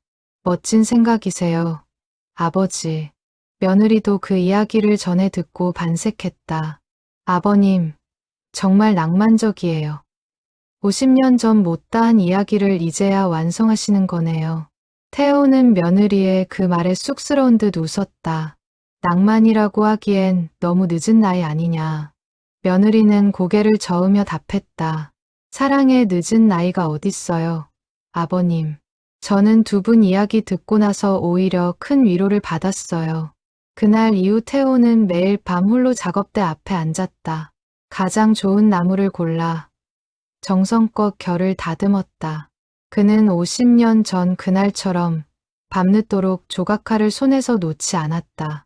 다만 이번에는 손님의 도장이 아니라 자신의 마음을 새기는 작업이었다. 서랍 깊숙한 곳에 넣어두었던 오래된 도장을 꺼내 옆에 두고 그는 새로운 도장에 어떤 글귀를 새길지 오래도록 고민했다. 등잔불 대신 낡은 전등 아래였지만 그 정성만큼은 50년 전과 다르지 않았다. 민호는 아버지의 결심을 지지하며 며느리와 함께 작은 도움을 보태기로 했다. 아버지, 저희가 도와드릴게요. 그분께 어떻게 마음을 전하실지 저희도 같이 생각해 볼게요. 태호는 아들 내외의 마음 씀씀이에 눈시울이 붉어졌다. 50년 전에는 혼자 감내해야 했던 마음을 이제는 가족과 함께 나눌 수 있다는 사실이 그에게 큰 위안이 되었다. 손주들도 할아버지의 이야기를 듣고 신기해하며 응원의 말을 건넸다. 가족의 지지 속에서 태호는 점점 확신을 굳혀갔다. 세상의 시선이나 체면보다 남은 시간을 후회 없이 사는 것이 더 중요하다는 것을 그는 이제야 온전히 깨달았다. 그는 매일 밤 조각칼을 쥐며 다짐했다. 이번에는 절대 침묵하지 않겠다고. 50년 전 놓쳤던 그 순간을 이제는 반드시 붙잡겠다고. 창밖으로 별이 유난히 밝은 밤이었다. 그는 매일 밤 잠들기 전 그날 작업한 부분을 손끝으로 어루만지며 점검했다. 눈으로 보는 것보다 손끝의 감각이 더 정확하다는 것을 그는 오랜 경험으로 알고 있었다. 나무의 결이 매끄럽게 이어지는지, 획의 깊이가 고른지 하나하나 확인하는 그 손길에는 평생을 바쳐온 장인의 정성이 고스란히 담겨 있었다. 작업 중간, 민호가 가게에 들러 진행 상황을 살피기도 했다. 아버지, 힘들지 않으세요? 손끝도 예전 같지 않으실 텐데. 태호는 고개를 저으며 웃었다. 이 일만큼은 힘든 줄 모르겠다. 오히려 몸이 가벼워지는 기분이야. 민호는 그런 아버지의 모습에서 오랜만에 활력을 느꼈다. 그는 작업대 위에 흩어진 나무 부스러기를 조용히 치워주며 아버지의 작업을 방해하지 않으려 애썼다. 며느리는 틈틈이 태호에게 필요한 것들을 챙겨다 주었다. 따뜻한 차, 눈이 편해지는 조명, 그리고 손끝이 트지 않도록 바르는 연고까지. 아버님, 이런 것도 다 챙기셔야죠. 정성 들이시다가 몸 상하시면 안 되잖아요. 태호는 며느리의 살가운 마음 씀씀이에 고마움을 느꼈다. 50년 전에는 혼자 감당해야 했던 이 모든 정성이 이제는 가족 모두의 응원 속에서 이루어지고 있었다. 손주들도 할아버지의 작업을 신기하게 여기며 종종 가게에 들러 구경했다. 초등학생 손녀가 물었다. 할아버지, 그거 다 만들면 그 할머니한테 드릴 거예요. 태호는 웃으며 고개를 끄덕였다. 그래, 우리 강아지도 응원해 줄 거지. 손녀는 신이 나서 고개를 끄덕이며 말했다. 네, 할아버지 파이팅이에요. 그 천진한 응원에 태호는 마음이 뭉클해졌다. 온 가족이 함께 응원하는 이 사랑이 그에게는 그 무엇보다 큰 힘이 되었다. 한편 윤희는 태호의 답을 기다리며 조용히 하루하루를 보내고 있었다. 조급해하지 않으려 애썼지만 밤이면 종종 잠을 설쳤다. 딸에게 넌지시 속마음을 털어놓기도 했다. 딸은 처음에는 놀랐지만 이내 어머니의 손을 잡으며 말했다. 엄마 인생이잖아요. 엄마가 행복하면 저희도 좋아요. 그 말에 윤희는 오랜만에 마음이 놓였다. 그녀 역시 남은 인생을 후회 없이 살고 싶다는 마음이 점점 더 또렷해지고 있었다. 딸은 어느 날 저녁 어머니에게 조심스럽게 물었다. 엄마, 그 도장포 아저씨는 어떤 분이세요? 윤희는 오래도록 그 질문에 대해 생각하다 천천히 답했다. 정직하고 성실하고 그리고 참 다정한 사람이야. 50년 전이나 지금이나 변한 게 없더라. 딸은 어머니의 얼굴에서 오랜만에 보는 소녀 같은 미소를 발견하고는 마음이 따뜻해졌다. 엄마가 그렇게 웃으시는 거 오랜만에 봐요. 윤희는 밤마다 창가에 앉아 먼 하늘을 바라보며 생각에 잠기곤 했다. 50년 전 도장을 받아 들고 떠나던 그날의 자신과 지금 이 순간의 자신이 겹쳐 보였다. 그때는 어쩔 수 없이 순응해야 했던 삶이었다. 이제는 스스로 선택할 수 있는 삶이었다. 그녀는 그 차이가 얼마나 소중한 것인지 절실히 느끼고 있었다. 남편과의 결혼 생활도 나름대로 의미 있었지만 이제는 온전히 자신의 뜻대로 살아보고 싶었다. 며칠 후 윤희는 우연히 성문시장을 지나다 일심당 가게 앞을 서성이는 자신을 발견했다. 가게 안에서 새어나오는 불빛과 그 안에서 조각칼을 든 채 몰두하고 있는 태호의 옆모습이 보였다. 그녀는 차마 들어가지 못하고 한참을 유리창 너머로 그 모습을 지켜보았다. 밤늦도록 작업에 몰두하는 그의 모습에서 그녀는 그가 무언가 정성을 다해 만들고 있다는 것을 직감했다. 그것이 자신을 위한 것이기를 그녀는 조용히 바랐다. 그녀는 발길을 돌리며 문득 50년 전의 자신을 떠올렸다. 그때도 이렇게 가게 유리창 너머로 밤늦도록 작업하는 그의 모습을 훔쳐보곤 했었다. 그때는 그것이 그저 자신의 도장을 만드는 손길인 줄로만 알았다. 이제와 돌이켜보면 그 손길에는 이미 말로 하지 못한 마음이 담겨 있었던 것이 아닐까.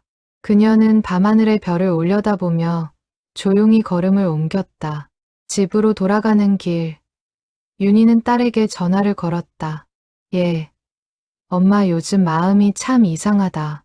이 나이에 이렇게 설레는 게 정상이니? 딸은 웃으며 답했다. 엄마, 설레는데 나이가 어딨어요. 그냥 마음 가는 대로 하세요. 그 말에 윤희도 따라 웃었다. 전화를 끊고 난 후 그녀는 오랜만에 거울 앞에 서서 자신의 모습을 찬찬히 들여다보았다. 주름진 얼굴 위로 50년 전 23살 처녀의 설렘이 겹쳐 보이는 듯했다. 작업은 보름 가까이 이어졌다.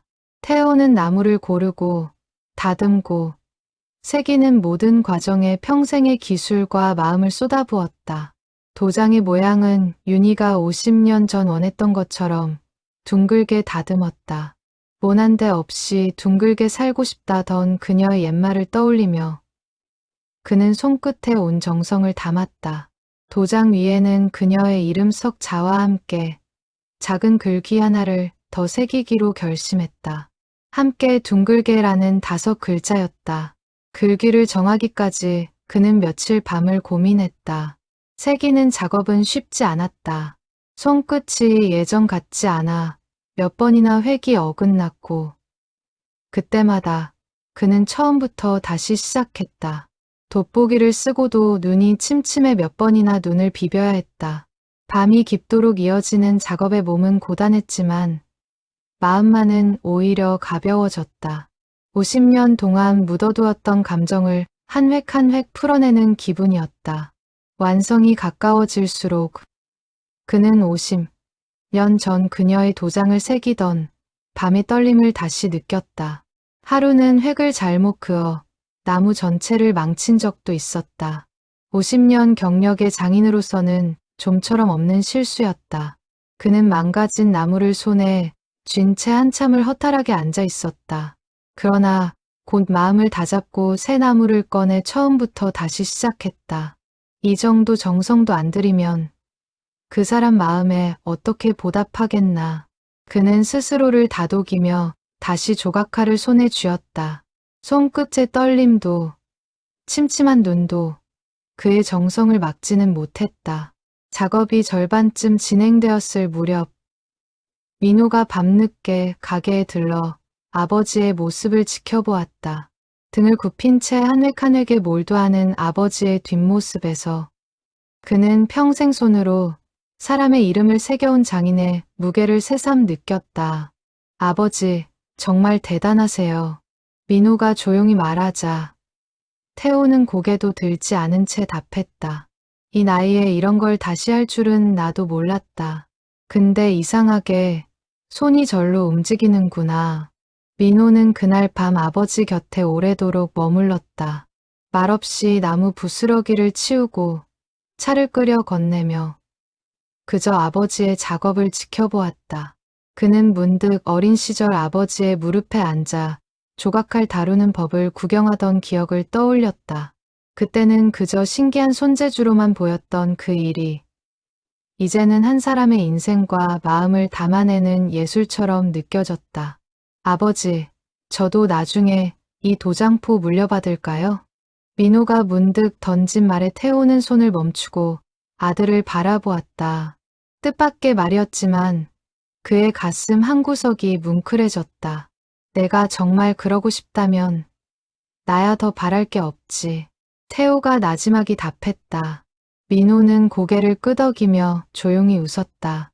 우체국 일도 좋지만 아버지가 평생 지켜온 이 자리를 아무도 잊지 않는다는 게 늘 마음에 걸렸어요.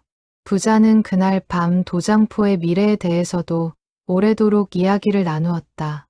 50년 전의 사랑 이야기가 이제는 3대에 걸친 가업의 이야기로도 이어지고 있었다. 작업 중간 그는 문득 손을 멈추고 서랍 속 오래된 도장을 다시 꺼내 보았다. 세월에 짙어진 나무색, 여전히 또렷한 이름 석자. 그 도장을 손바닥에 올려놓고 그는 조용히 되뇌었다. 그때는 말 못했지만 이번에는 반드시 전하겠습니다. 그는 새로 새기는 도장 옆에 오래된 도장을 나란히 두었다. 두 개의 도장이 마치 50년의 세월을 사이에 두고 마주 보는 듯했다. 하나는 젊은 날의 침묵을, 다른 하나는 노년의 용기를 담고 있었다. 마침내 도장이 완성되던 날, 태호는 조각칼을 내려놓고 오래도록 완성작을 바라보았다. 둥글고 매끄러운 표면 위에 그녀의 이름과 다섯 글자의 글귀가 단정하게 새겨져 있었다. 손끝으로 마지막 매끄러움을 확인하며 그는 조용히 안도의 숨을 내쉬었다. 그는 그것을 비단 주머니에 곱게 담았다. 50년 전 그가 만들었던 것과 같은 방식으로 정성스럽게 매듭을 지었다. 그리고 그는 결심했다. 이번에는 그녀를 가게로 부르지 않고 자신이 직접 찾아가겠다고. 민호와 며느리는 태호의 결심을 듣고 작은 자리를 마련해 주기로 했다. 성문시장이 내려다 보이는 작은 공원, 두 사람이 50년 전 자주 걷던 길목이었다. 민호는 아버지에게 말했다. 아버지, 그날 그 길에서 두 분이 자주 걸으셨다면서요. 거기서 마음을 전해보세요. 태호는 아들의 배려에 마음이 뭉클해졌다. 50년 전 침묵했던 그 길에서 이제는 다른 이야기를 쓸 수 있게 되었다는 사실이 그를 벅차게 했다.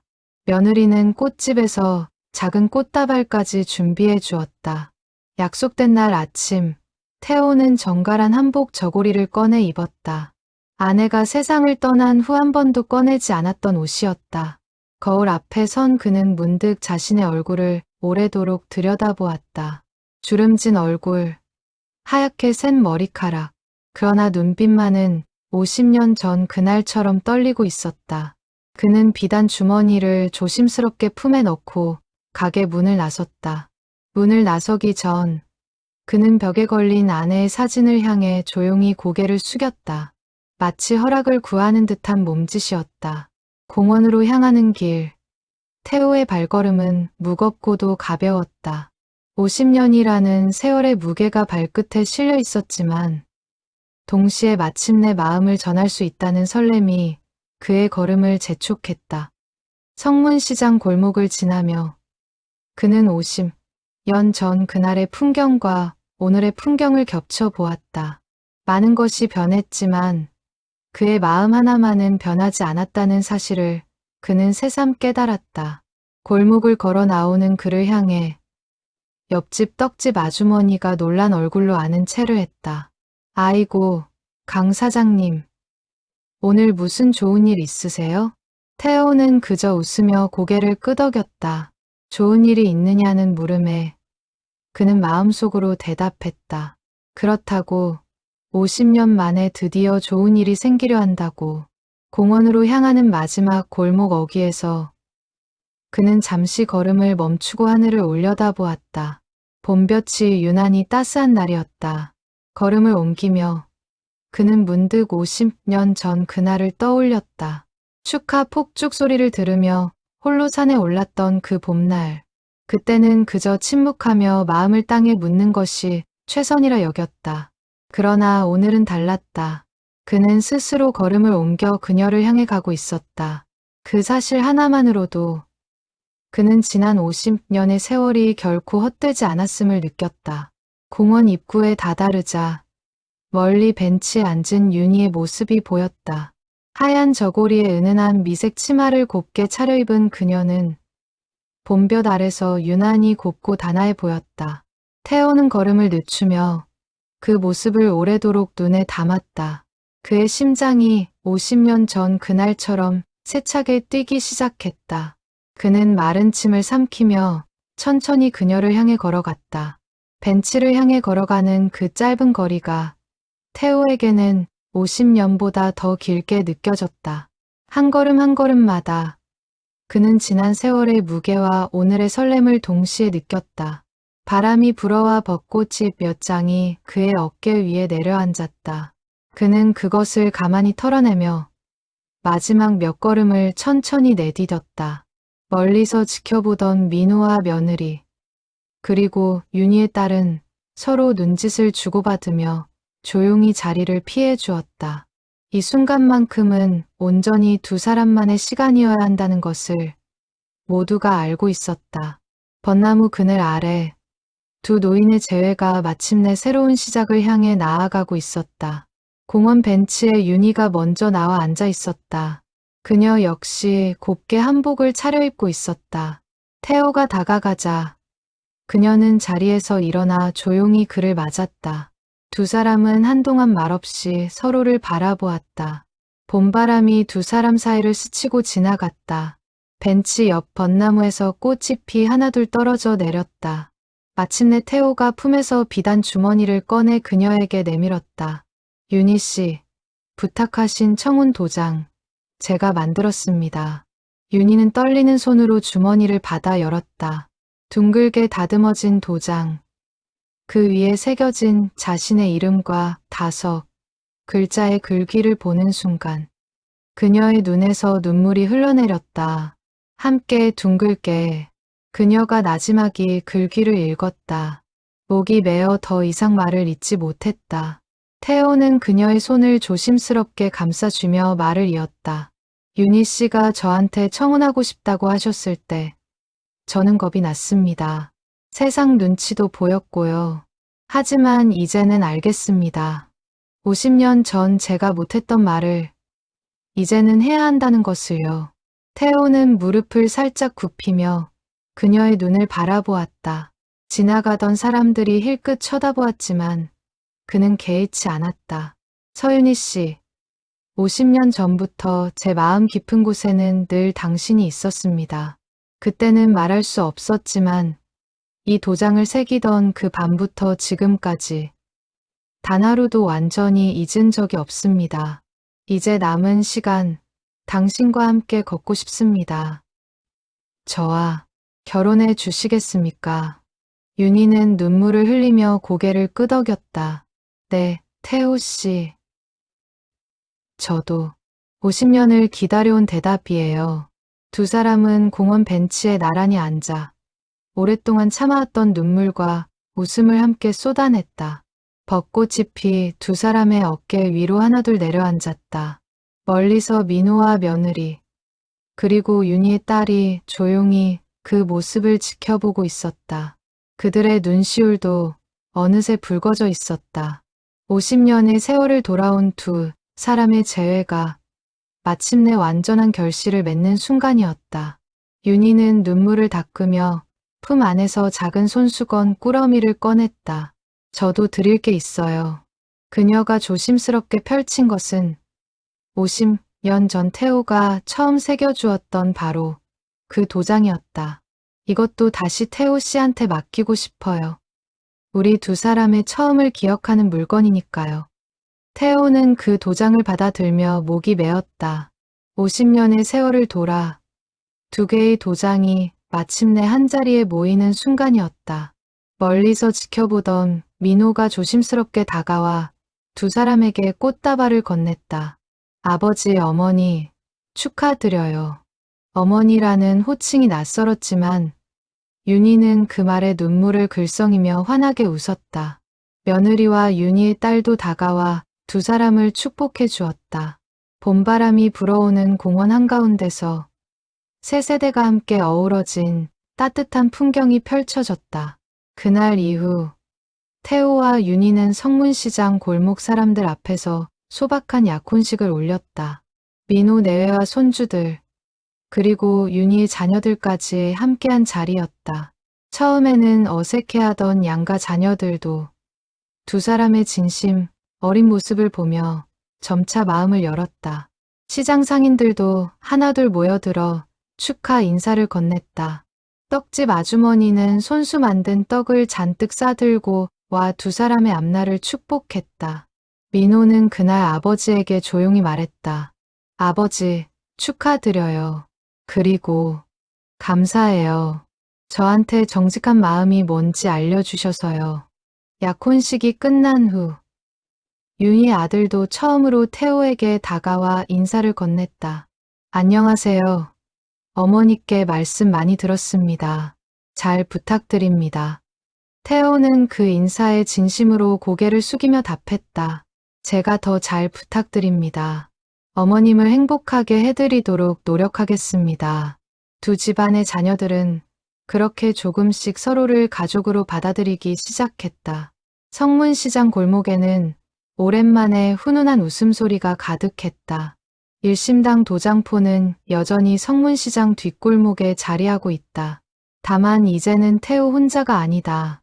윤희가 매일 아침 가게 문을 함께 열고 손님을 맞이하며 저녁이면 나란히 앉아 차를 마신다. 가게를 찾는 손님들은 두 노부부의 다정한 모습에 절로 미소 짓곤 한다. 태호는 여전히 손으로 도장을 새기고 윤희는 그 옆에서 완성된 도장을 정성스레 포장한다. 두 사람의 웃음소리가 가게 안을 따뜻하게 채운다. 어느 날 젊은 연인 한 쌍이 가게를 찾아와 결혼 예물로 쓸 도장을 주문했다. 태호는 50년 전 자신의 모습을 떠올리며 정성껏 나무를 골랐고 윤희는 옆에서 그 모습을 흐뭇하게 지켜보았다. 도장이 완성되던 날 젊은 연인은 감격한 얼굴로 도장을 받아들었다. 그들이 가게를 나서는 뒷모습을 바라보며 태호는 윤희의 손을 가만히 잡았다. 우리도 저랬었지. 윤희가 웃으며 대답했다. 그리고 지금도 여전히 그래요. 태호와 윤희는 정식으로 혼인신고를 마친 후 소박한 살림을 합쳤다. 윤희의 짐을 옮기던 날 민호와 손주들이 팔을 걷어붙이고 도왔다. 낡은 다락방 한편에 윤희의 짐이 자리를 잡으면서 오랫동안 혼자였던 가게 뒷방에도 다시 온기가 돌기 시작했다. 저녁이면 두 사람은 나란히 앉아 라디오에서 흘러나오는 옛가요를 들으며 도란도란 이야기를 나누었다. 그 모습은 마치 50년 전 처마 밑에서 함께 비를 피하던 그 밤의 연장선 같았다.